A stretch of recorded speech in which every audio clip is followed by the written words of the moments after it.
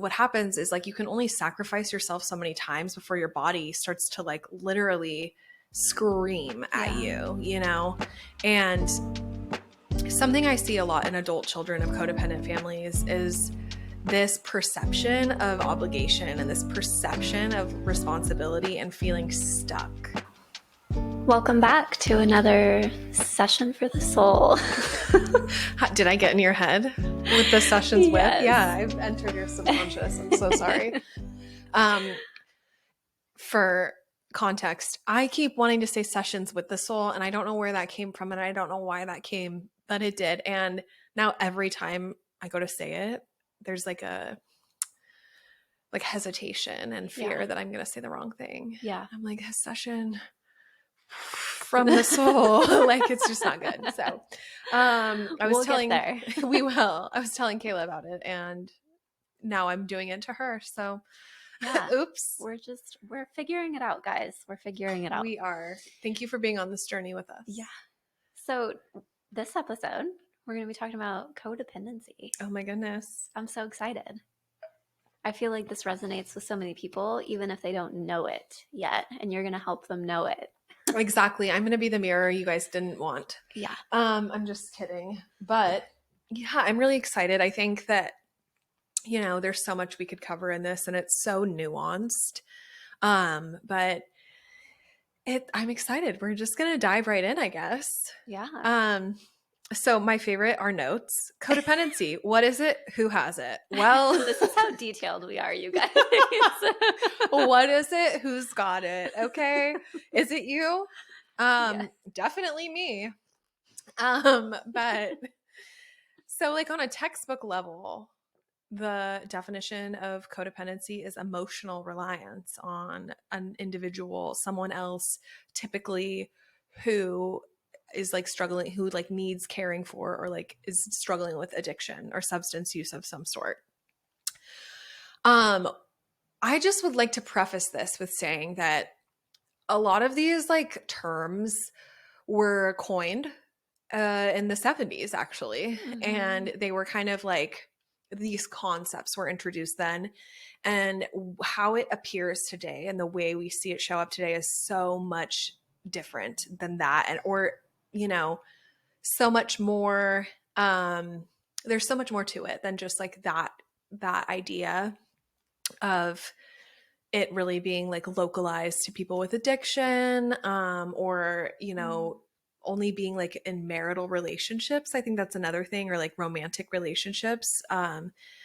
We often like think of codependency as like a partnership between an addict and then the caregiver. And I am here to tell you, no, that's not always the reality. Yes, that can be like where it starts. Maybe it started generations ago, and maybe it's being passed down through a family. That's often what I see.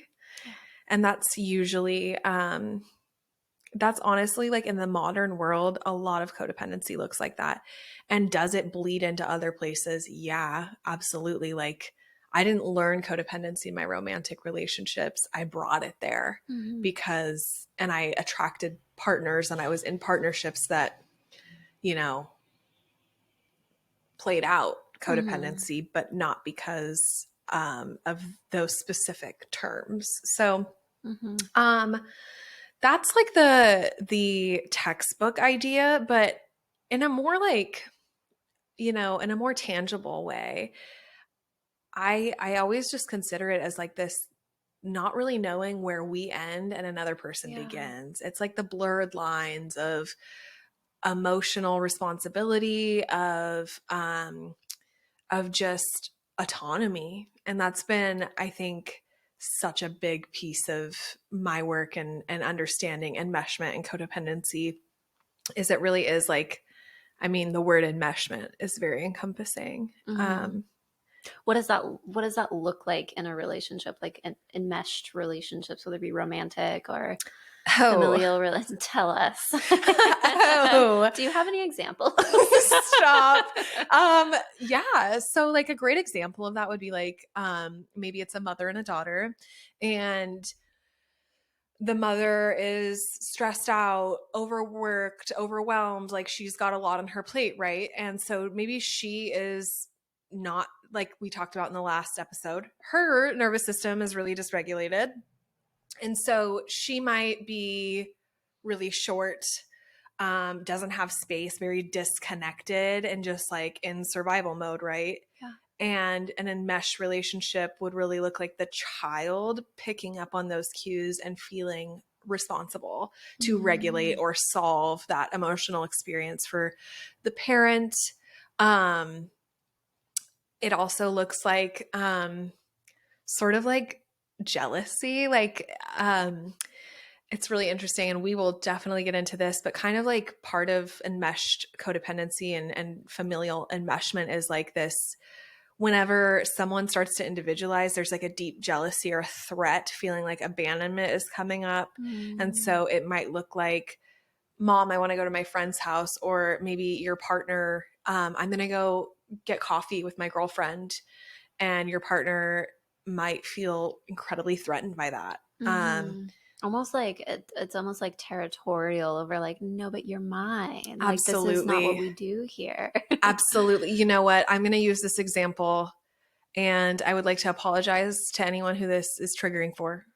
But like, say you're a grandparent and your child is going to have your grandkids babysat by someone else, and that triggers a deep jealousy, a deep, when really it's just like, hey, you know, the kids want to hang out with this person and want to go play and have fun. Yeah. But you internalize that as like, you're not needed, you're not good enough, it's rejection. Yeah. And so that is another great example of how it kind of shows up, that ownership, that territorial behavior.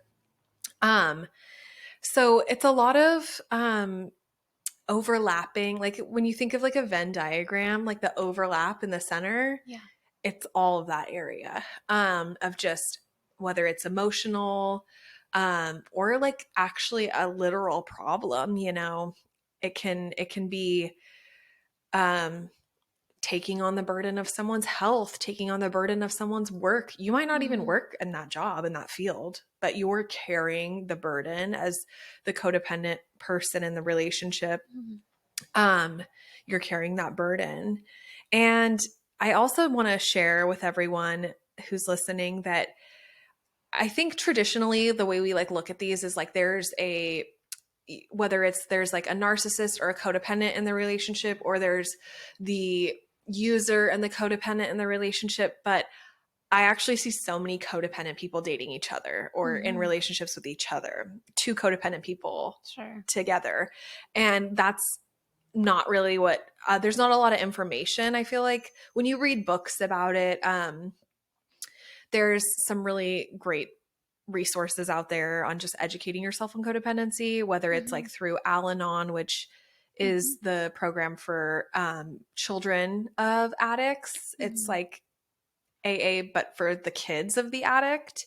Or through, there's, I think her name's Melody Beatty. Melanie Beatty? Melody? I don't know, you guys. But she has a book called Codependent No More. Yes, Yeah. thank you. I'm like, the OG. She's like the OG codependency. She woman. is. I just put that on my bookshelf last night when I was, or the other day when I was organizing, and I looked at it because she actually revised she published a revised edition like last year. And I think there's a new one too, like Beyond Codependency or yes, something. I haven't, I don't think I've made my way all the way through that. Sometimes reading a book can take me some time. Years sometimes. I mean, let's be honest. We sometimes no, it literally can take a while. I like to just hop around too. Yeah. I'm not a linear reader, so and I wish I was kidding. This is why stories just don't work for me. Yeah. Because I'm like, nah, that doesn't sound interesting. Let me hop to chapter 5. Yeah. But yeah, she's a great resource just for like learning about codependency and also like especially children of addiction. Yeah. Because obviously like that's kind of where a lot of this started for a lot of people, or kind of maybe if we look at codependency as a generational trauma, sort of. Mm-hmm. When we go backward and we start to look at like what that looks like, a lot of people can take it back to and place it back to, honestly, immigration, like migrating Mm-hmm. from the homeland. Mm-hmm. When I first started like sharing my codependent journey, I was working with a business coach, and she was like, "Are you guys first generation immigrants?" And I was like, we're sixth generation immigrants in the same town we immigrated to. So Mm-hmm. migrated to, I don't know. Mm-hmm. We just never left. Yeah. And she was like, "Oh, that's so crazy, because you're the dynamics in your family are very like fresh off the boat." And I was like, "Yeah, fresh off the boat in 1850, babe." Like, Yeah. You're like, it's been a no. while. It's been a Yeah. while. I'm like, no, just passing it around, passing it down. Yeah. But when we look at like those things, and the experience of going on a journey like that, and then often for a lot of like migrant families, whether that was more recent or hundreds of years ago, um it was actually really common for alcoholism and addiction to take root in a Mm-hmm. lot of those places. And I Sure. think in America in general, Mm-hmm. we have a lot of that. Yeah. We do. What's so special or like so unique? Like why do people have the view? Because I've heard this too, especially working in addiction, the field of addiction.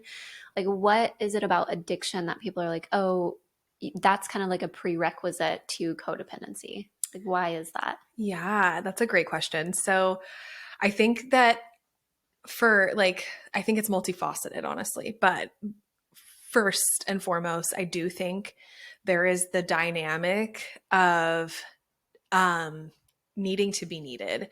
And Mm, when you are struggling with all of these things like unworthiness, because like, and this is kind of, I'm hopping around a little bit, but like we will talk a little bit about, the like key component unworthiness has, and like self-worth really plays a role into codependency.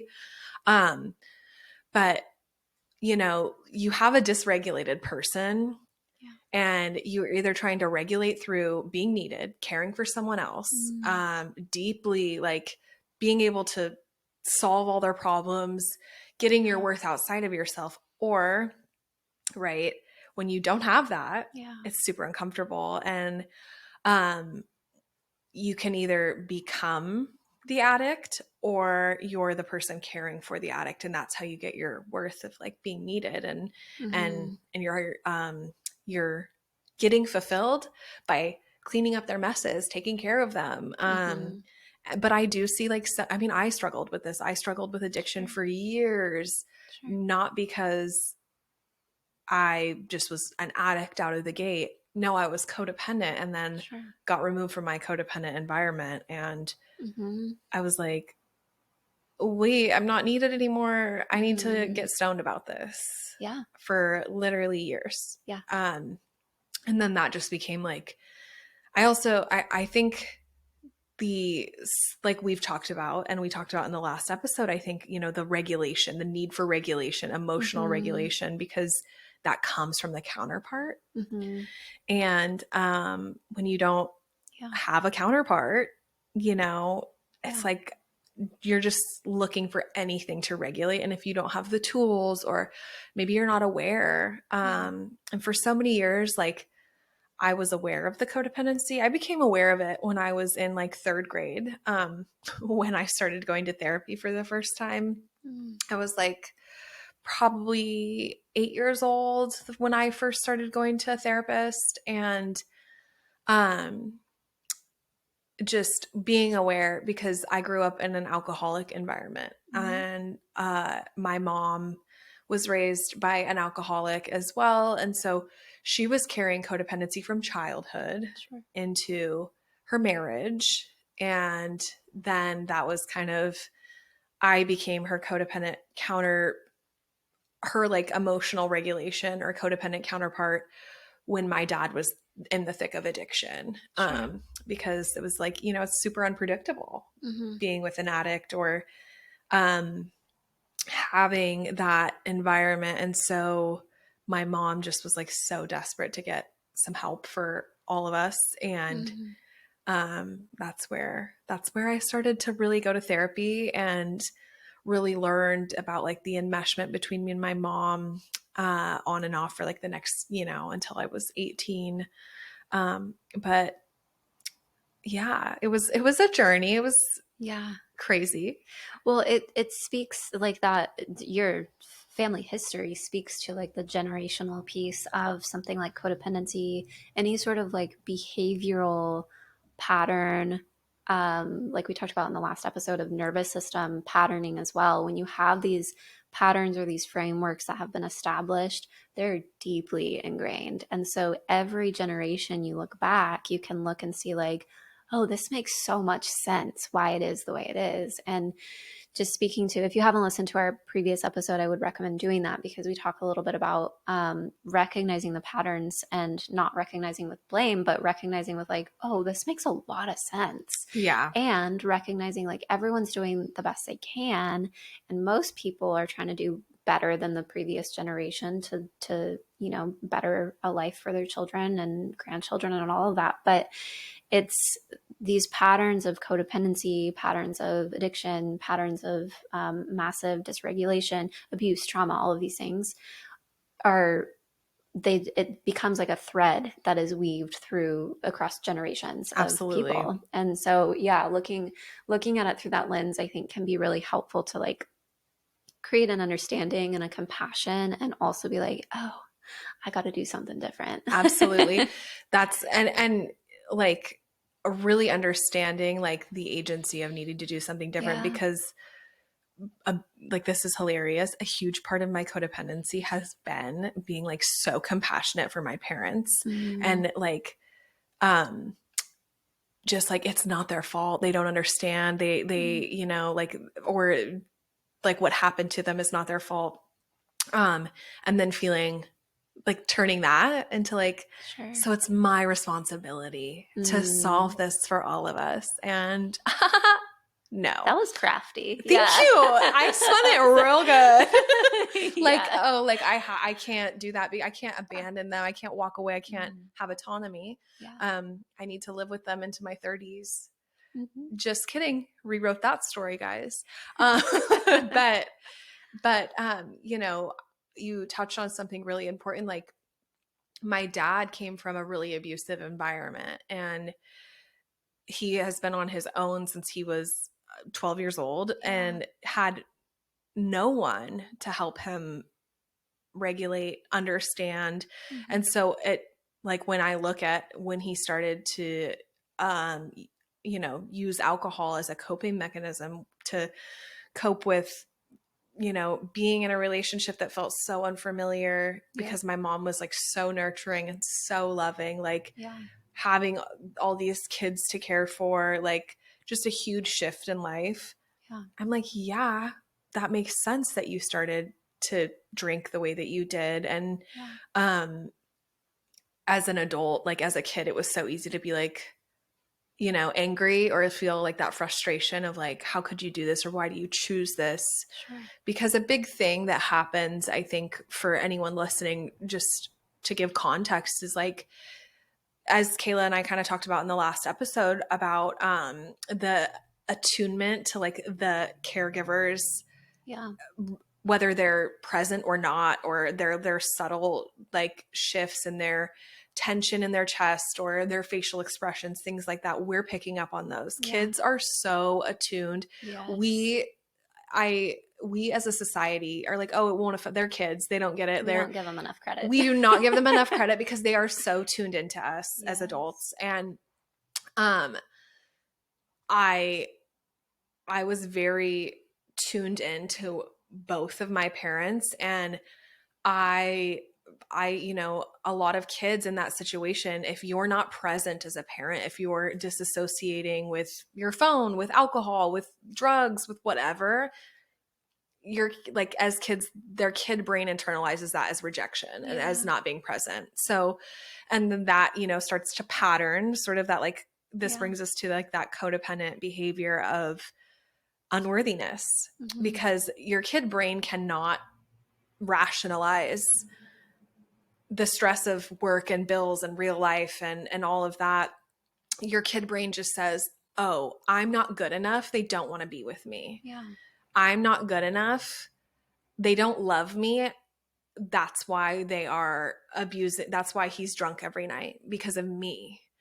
And so a kid brain like cannot comprehend that. And as a kid, I felt I carried that. And as an adult who then struggled with addiction, I literally was like, oh my God, Dad, I felt I was sorry, you know, just in that like I had no idea what he was struggling with, not to excuse or disregard the damage that addiction does to families, because it's real. And like, you know, this, and especially like in your previous career, like it's so damaging. And so, you know, just acknowledging that like it's so easy as adults to kind of write kids off, but actually we're patterning them for adult life. And then, you know, as a young adult, like in my early teens,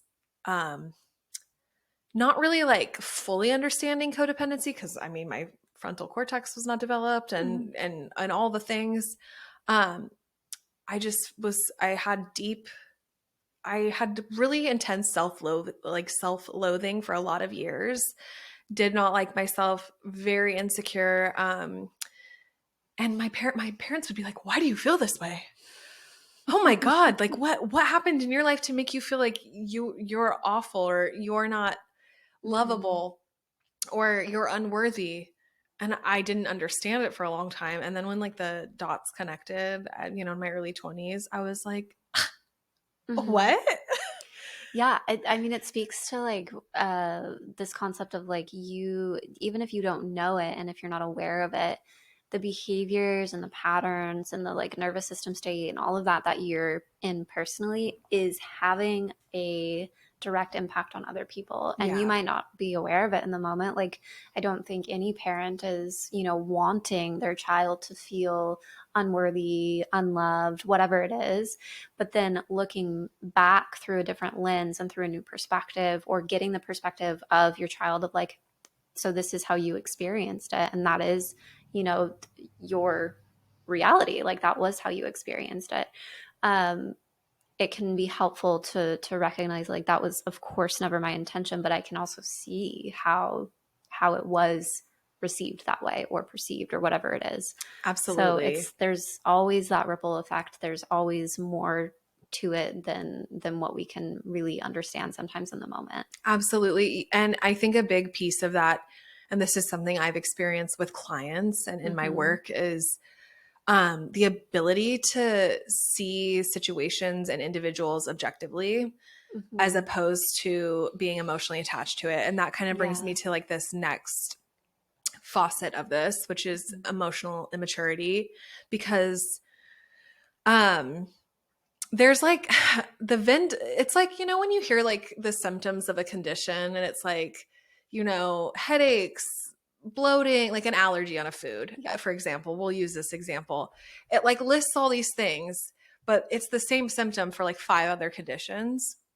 Codependency is kind of that one, like that way. And I think a lot of things in the mental health like world there's overlapping symptoms of these things, or overlapping behaviors. And emotional immaturity and codependency go hand in hand, baby. They do, because what's happening is sort of this experience of not being able to actually like view our counterpart as objectively, and really internalizing and owning their emotional experience as something we're responsible for, right? It's our job to solve, fix, and whenever there is discomfort or a situation, it's because of us. And so when we're parents and we're emotionally immature, a lot of the time what happens is like maybe our kids express this stuff to us, but then we're not able to like look at it objectively. We're 100% like in the weeds of it, and then we're like, well, I'm sorry I was such a bad mom. Or like, you know, I mean I was just listening to a Mel Robbins podcast about this. And as I was listening to it, it was just like, it was really, honestly, it was really beautiful. And I'm reading the book that the podcast was about. It's Adult Children of Emotionally Immature Parents, because at the end of the day, we, we are, like we've talked about, like we're all doing our best, but to understand something and to be Yeah. able to like, one, learn how, I think when we understand things, like we learn how to heal them Yes. better. Yeah. And when we don't understand it or we aren't aware of the experience, then it can kind of like control our lives or like run, it sort of is like that whole concept of um bleeding on people who didn't cut us, because we don't even know why we're bleeding. Yeah. And so this this podcast was really interesting, but they talked a lot about like this experience of not being able to like see the parent child relationship as like their experience as objective of like, five people can grow up in the same house and have completely different Oh yeah. experiences. Yeah. Yeah. And so it's like that, um just that whole concept. And when you're codependent, there's often a lack of emotional, like I don't always like to use maturity because I don't want to insult anybody. Like none of my intention is to ever to like make someone feel like the victim, which codependents love to live in that victimhood. Okay. I get it. Same. Like this is happening to me, not for me. Um, but at the end of the day, like there has to be, like we've talked about, agency, ownership. Yeah. We have to like advocate for ourselves and being able to acknowledge like when we're putting the blame outside of ourselves or using it to spin a story of like, and that's why I'm not lovable. Like, oh, I wasn't able to understand or hear your point of view as a child, and so I am a terrible mother, and that affirms my belief in myself that I'm not good enough. And so now I'm in a hustle for the rest of my life to get my worthiness outside of myself through everything I do, everybody I take care of. I'm going to do the most. And in all of that, I'm never going to take care of myself.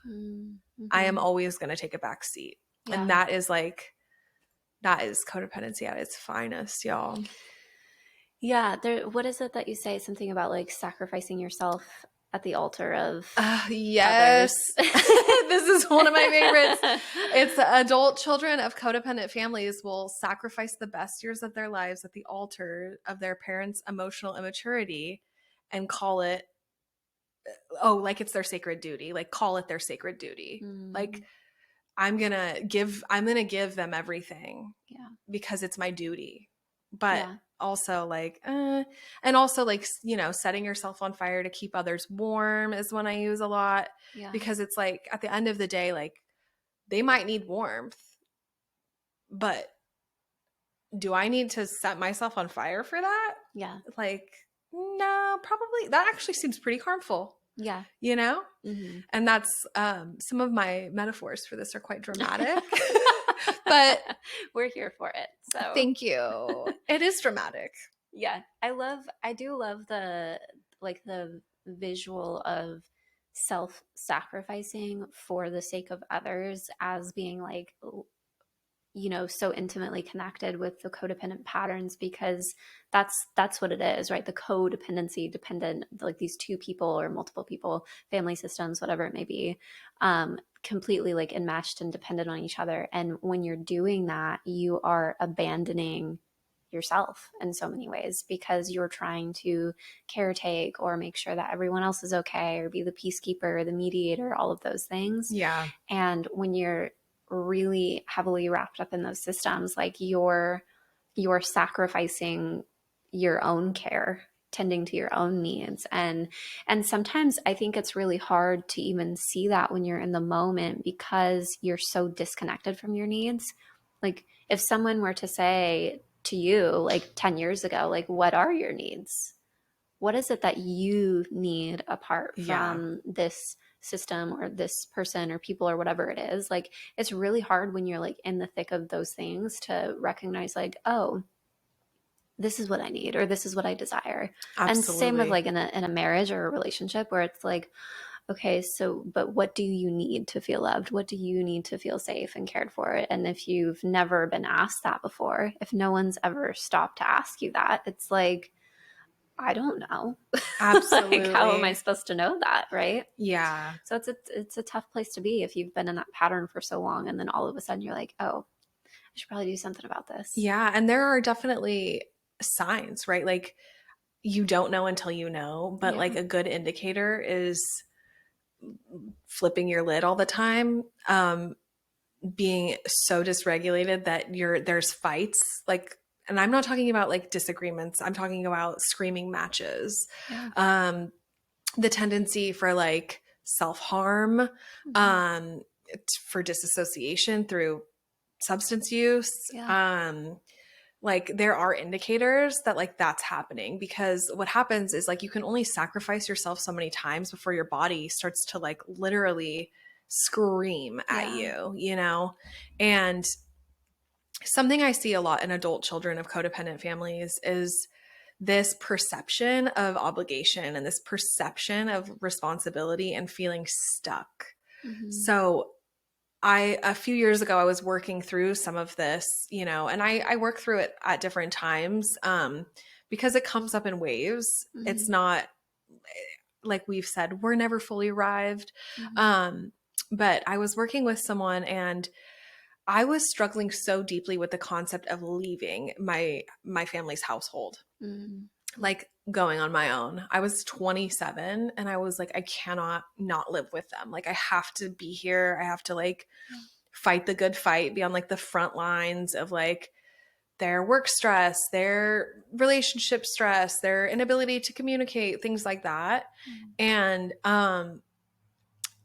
I remember the day that cuz it was like this conflict of this deep desire for independence and this deep desire for going and like traveling and going and answering some of these calls in my Yeah. heart for like exploring and falling in love, things like that, versus, but like they need me, they Yeah. need me. And I remember saying like, it's crazy because I'm like the prisoner and the guard, like Mm-hmm. I have the key to let me out Mm-hmm. and the cell is like unlocked, but I can't walk out of it. Mm-hmm. And so that's like a thing I've just heard so many people and people I've worked with on codependency deal with, of like this, just this, it's so hard to explain because it's like if you don't feel an emotional obligation to somebody, it's so easy to just be like, leave. Yeah. Like what do you mean? Like go live your life. Yeah. But when you are in the thick of like this experience of codependency, I'm like, trust me, everybody's trying to leave. Like it's just such an interesting, unique experience, and the invisible chains of it, like, Yes. Yeah. and trying to break free from them, is it can be really hard, and it's so emotional because also at the core of it, like there is often deep love, like there is deep love, Yeah. um in it, and that's okay. Like it's both can still exist, Yeah. you know, like independence um and you can still love people and not sacrifice yourself for that love. And if any love, whether that's romantic, familial, a job, if anything is requiring you to sacrifice Mm-hmm. yourself, or is, you know, requiring you to have no boundaries, Yeah. then that system is benefiting from you not having boundaries. That system is benefiting from your sacrifice, and it's Yeah. not actually supportive to Yeah. health, you know? Yeah. Yeah. Yeah. Again, and I mean, it speaks to like there's always a benefit in all of these behaviors or these patterns that we find ourselves in, where like no one's doing this because sucks the whole time, right? Like Right. there's some sort of a benefit for, you know, the person and the environment around it, which is always fun to look into and really hard to look into as well. So, Absolutely. yeah. Yeah. You mentioned and like the contrast between independence and codependence. Like what are like there's the two extremes, and I Hmm. think we've kind of touched on this maybe in previous episodes of like hyper independence, and Yeah. there's a big um, cultural push for that, where it's praised. But how do we like find a middle ground? Yes. Like good connection, healthy connection. Yes. So the ideal like connection is interdependence. And that really is like you can be in community, in connection with people, but you also understand where you end and they begin. It's like Mm. it's like knowing where your lane is and knowing where their lane is. And being able, instead of like there's no yellow line, Mm-hmm. which is codependence, it's like clear where the yellow line is. And also, um, like not picking up and owning. It's a lot of inner work, honestly, because it is truly like understanding autonomy and Mm-hmm. individualism in the sense of like, my partner can be upset about something and something can happen that's deeply upsetting and it's Mm-hmm. not my fault. Yeah. Like there's a difference. Like if I think we see this a lot, ooh, this is good. In our culture, like we think the opposite, like we think the extreme opposite is the solution. No, no, no, no, no. Yeah. Because if we're like going from like the opposite of codependency is like narcissism, you don't need to like nothing is my fault. I never need to say sorry. I never need to be a, decent Yeah. human and do repair. That's not what I'm saying. But there are things that aren't my fault and I don't need to apologize for everything. But if I did do something that was hurtful and your feelings are hurt, I'm going to go and say, I'm really sorry I said that, or I'm really sorry Yeah. this happened. Um, and do the repair that's needed, but being able to recognize like what is actually in someone else's lane versus what's in my lane, Mm-hmm. and what am I actually like obligated to do or responsible for. Yeah. um and having the healthy, I think like one of the biggest things I've learned in my own journey with it, especially in romantic relationships, is um just the element of truth over people pleasing, Yeah. the element of like being truthful and being able to be honest and authentic versus always tell people what is comfortable to hear or keep the peace. And we kind of talked about this a little bit in the last episode of just like the fawn response, right? The peacekeeping. This is a trauma response. And if you grew up in an environment with addiction, or if you grew up in codependency, like peacekeeping is 100% what feels safe. Mm-hmm. As a kid, learning like my emotions are upsetting for them, I'm not Mm-hmm. going to have any, or they don't have space for my discomfort because work was so stressful or whatever, right? Like there's so many different scenarios in which this can play out. So I'm going to people please my way through it. Everything's fine. Everything's great. Oh, that didn't hurt my feelings. I don't, Mm-hmm. we're good. Um, but like as an adult, Mm-hmm. and as you move through that, like in relationships, that's actually so damaging. Mm-hmm. Romantic relationships, oh, that is like Mm-hmm. actually can create more conflict than we realize. My boyfriend and I were having like a conversation somewhat recently, and he was like, this was actually like a huge light bulb moment for me. And so I'm going to share it just because I feel Mm-hmm. like it's so relative to anybody out there struggling with codependency, or maybe who has like a people pleasing tendency. Um, I, the people pleasing runs deep, y'all. It's programmed.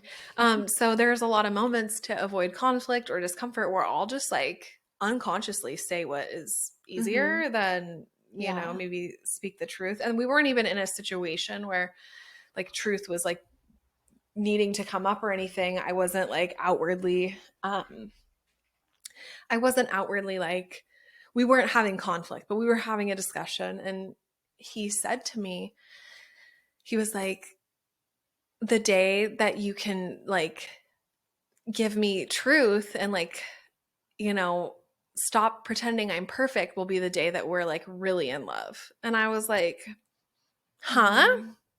And he was like, you tell me what's comfortable to hear instead of the truth so often. And like, I'm not even kidding, the explosions that went off in my head and the light bulb Mm-hmm. that came on, because I was like, oh my gosh, you never wanted me to tell you to people please. Yeah.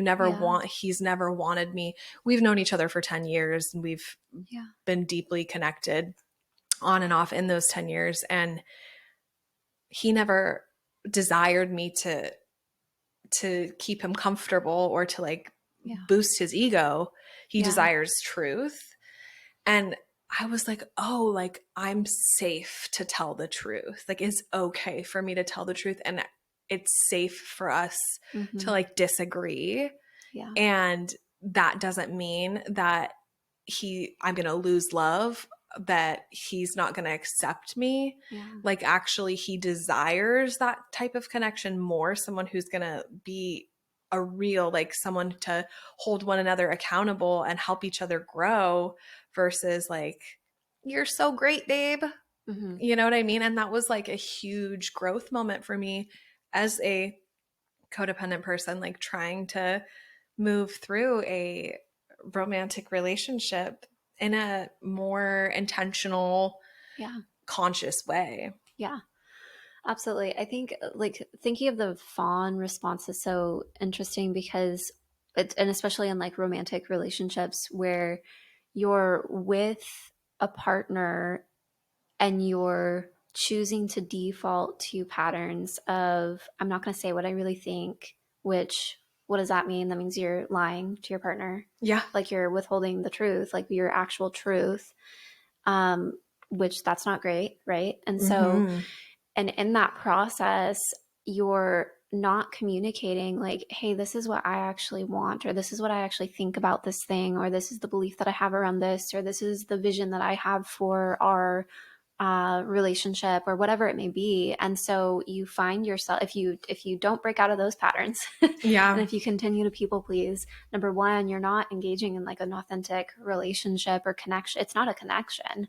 It's like just this pattern of placating, and it's not helpful Mm-mm. at all. And then you find yourself, or you risk finding yourself, 5-10 years down the road, and you're like, I'm not even living a life that I love. I'm not in a relationship that I love. I'm not in a position in my life that I love.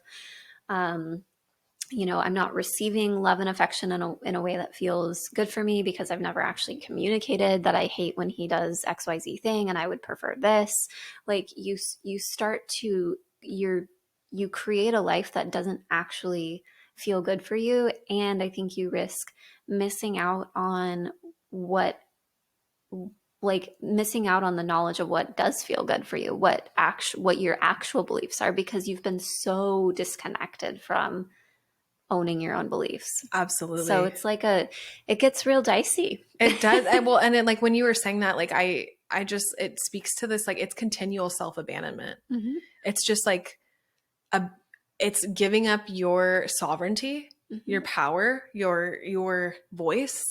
It's abandonment over and over and over again. And like that, it might seem so minuscule in the moment of like, I like tomatoes and you don't like tomatoes. Mm-hmm. But it's those little things that add up to something so much bigger and down the road, like you said, like you're sort of like, then you're going through life like, wait, and then what happens? And I see this a lot. I've seen this in clients. I see this in just in this field is people wake up Mm-hmm. one day and the light, the switch has flipped, Mm-hmm. and they're like, they either want to light a match on their life Yeah. and burn it all to the ground and they're like, fuck this, Yeah. or they are so deeply full of resentment and they don't know Yes. why. Yeah. They're so full of resentment. And Brene Brown talks about resentment in her book, The Atlas of the Heart. And a lot of people associate resentment with envy, but Mm-hmm. actually, or like, jealousy. Mm-hmm. But resentment is actually, I think I said this wrong. Yeah. So a lot of people associate resentment with anger. Like, I'm Mm-hmm. mad at you. But Mm-hmm. resentment is actually envy, because what we are really experiencing is like, a great example is kind of like this. We had dinner as a family, my husband and I made dinner. He worked all day, I worked all day, and here I am, the dishes need to be done, and I don't want to wake up to a house full of dishes, Yeah. and I'm going to do the dishes. Why isn't he doing the dishes? And being angry and resentful of like, Yeah. why isn't he doing the dishes, right? Because it's not because it's like he's not doing the dishes. It's, how is he okay? How can he not want to do the dishes? Like, how is it Mm-hmm. okay to him that there's a sink full of dishes? Or like the time off example of like, I experienced this a lot when I worked for my family, Mm-hmm. where work needed to be done. Like, sometimes I was working from 8 o'clock in the morning till 11 o'clock at night, Mm-hmm. and I needed a break, but Yeah. I wasn't able to actually just advocate for myself and say, hey, I need a break. I can't do Yeah. this. And what happened was I was so resentful, Mm-hmm. not because I couldn't take a break, but because like, how can they, like, how do they feel the freedom to do that, Yeah. and not understanding that like the permission is granted from within, or like we have to ask for what we need.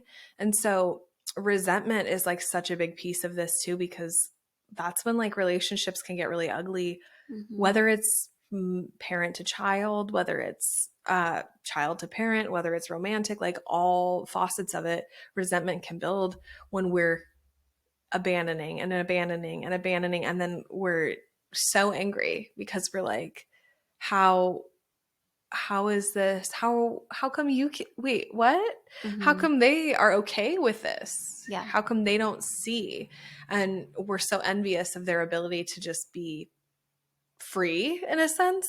Yeah. um because I think that that's like a really big piece too, is kind of like I said this to you today, I think, of like, I envy people who are not Mm-hmm. codependent or who don't understand it, Mm-hmm. um, because there is that piece of like, well, just leave. If it's bad, just leave. Like, if you're not being treated well, or you're not being valued, or it's only what they want, just walk away. And it's like the perception of like, I literally cannot Mm-hmm. do that. And so that's why like my work, and why I became so like passionate about being a codependency coach, is because Mm-hmm. I really truly know what it's like to like feel that perception and have the belief that you literally can't. Yeah. Yeah, it's really tough to be in those moments, like in the thick of it, and feeling like, oh my gosh, I don't know, I don't know what to do to get out of this cycle. And then, like you mentioned, it's so unhelpful and really hard to hear someone from an outside perspective who's not going through it, who hasn't experienced it, who has like different family dynamics, family systems in place that can't relate at all. And not that you have to go through the exact experience to be able to relate, but someone who just like lacks empathy and understanding. Yeah. It's really hard to be in that situation, and for someone to just be like, well, can't you just leave? And you're like, yeah, if it were that simple, I would. But Literally. What? No, literally, like, yeah. Yeah. yeah. I'm like, you don't think I've thought of that? Yeah. Yeah. You don't think I thought of It's like that? being told to like calm down When you're upset, yeah. it's That like, goes really well. gee, thanks. Yeah, that's so funny. Yeah, I think a big piece of this too, for like anyone listening who maybe is like, well, I have some of this, I don't have all of it. I really believe that like all these things are on a spectrum. Yeah.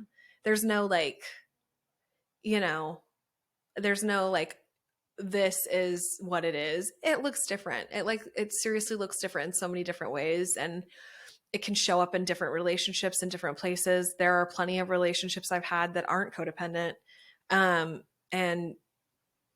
not, you know, usually friendships are Mm-hmm. that way for me, or did show up that way for me.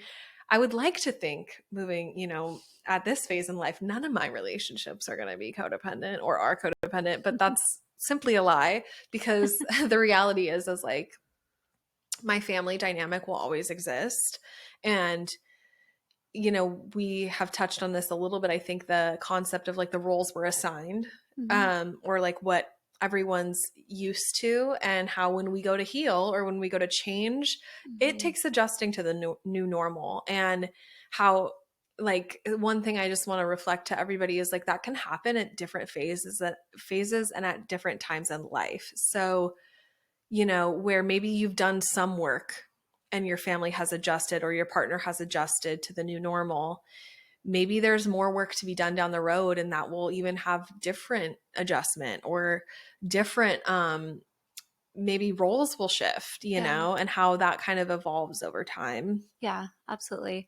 As you were saying that, I was thinking about how the things that you did as a child to survive will potentially destroy your adult relationships. And I think about how something like codependency, and especially in the circumstance that you shared of like growing up in a home with addiction, it's really easy to settle into a codependent role or other roles that kept you safe and that ensured some sort of connection and attachment to your caregivers. And that's very normal and it served a purpose.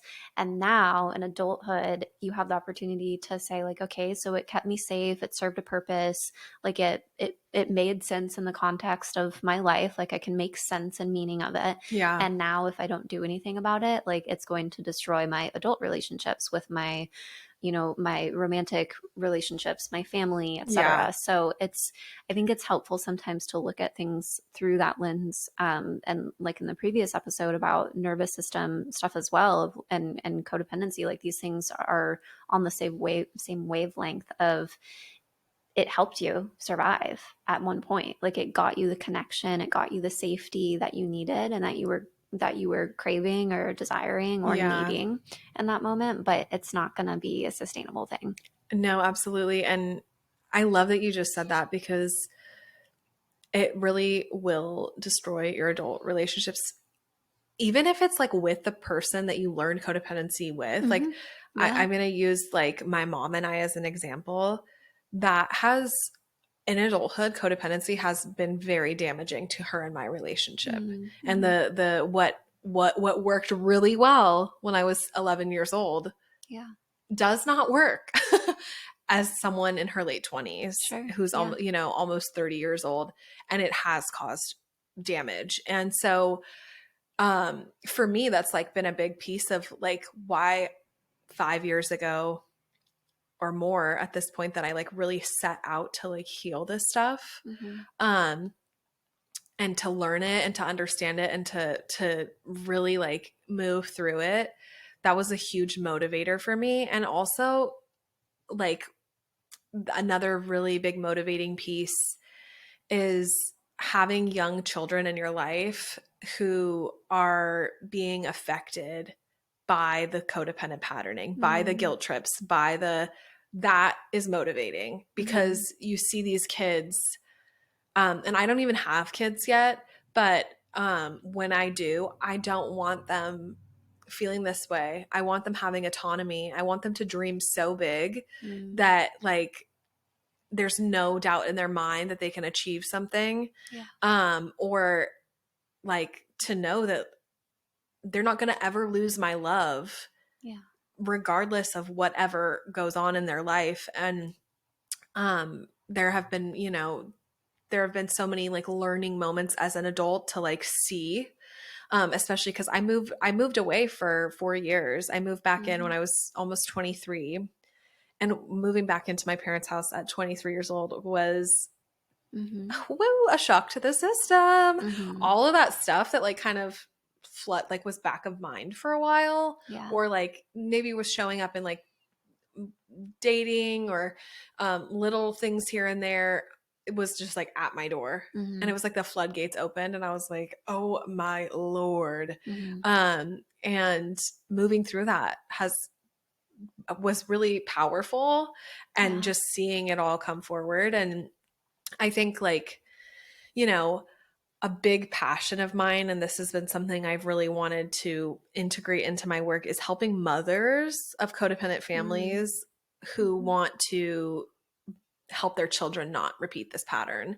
Yeah. My sister has been like such a big inspiration for me in that, because she is such a great mom, and Yeah. she works so hard to like give her kids, you know, that sense of autonomy, and to empower them, and to kind of use the moments where codependency does show up. Because the reality is like, I would love to be like, oh my God, I'm going to be a great mom. It's going to be perfect. You guys, it's going to We're happen. human. We're human. Like there's going to be some Yeah. issues. Okay. And that's just the reality. Right. But the repair is like so essential. And in the Yeah. moment, or, you know, maybe after the moment passes, but in a moment where we can go and do the repair and recognize, instead of sweeping it under the rug, Yeah. letting the pattern, the blueprint lay itself, Yeah. like, no, that wasn't correct. I'm going to go correct this. I'm going to do what I need to do. Yeah. And so helping like young mothers or mothers move through this stuff is something I'm so deeply passionate about, because Yeah. I get it, girl. We don't need to, let's heal future generations. Yeah. It's so powerful to think of it through that lens. Like the work that you're doing today is impacting your children and their children and, Yeah. you know, future generations. It's very, very cool. Yes, it's beautiful stuff. And that's with all work, you know, that's with all healing. And Yeah. whether it's, you know, whether it's codependency or addiction or nervous system regulation, or, you know, just even like communication. A lot of Mm-hmm. families don't communicate and don't have discussions, and Yeah. just normalizing, bringing it all to the surface, and creating safe spaces Yeah. for all of it. Yeah. Putting it all on the table. Oh my gosh, we love it on the table. I put a little too much on the table. My parents are probably like, we really wish you'd stop. Yeah, they're like, take it back. Actually, they're like, we don't want to know about that. Yeah. What? You guys don't want to know everything about me? That's crazy. So what can people do? How can they stay in touch on codependency? Yeah. So I mean, we'll put it in the show notes, but you can work with me one-on-one. You can follow me on social media where I talk about these things a lot. And I do have some free offers, some little ones like self-worth starter kits, because ultimately, like, I do believe the foundation of healing codependency or healing enmeshment or any of this really starts with self-worth.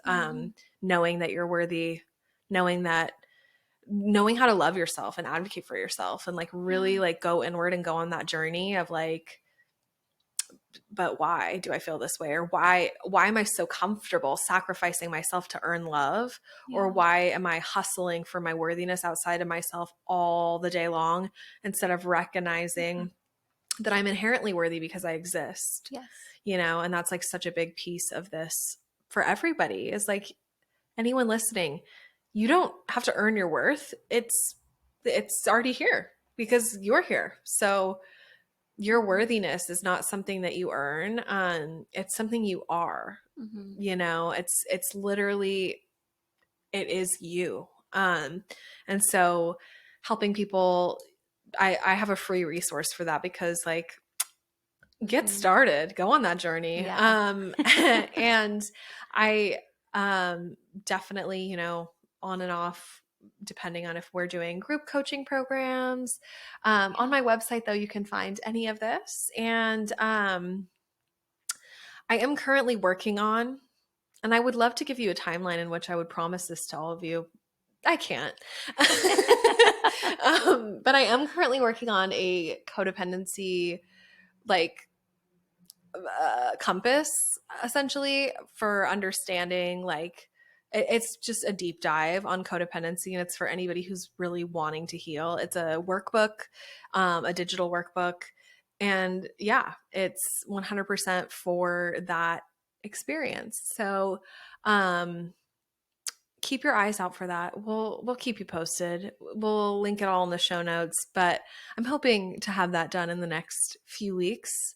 However, we'll just see. TBD. Yeah, I don't like to put pressure on things like that. We'll give it time. But yeah, and you can come back to this lovely podcast every week to learn from both of us about all of these things. Yeah. Amazing. Can't wait to keep talking about it. Keep unpacking, keep living and learning. That's what we're doing here. We're living and learning. All right. Well, we will see you guys next week. Yes, have a lovely day. Thank you so much for listening. Yes.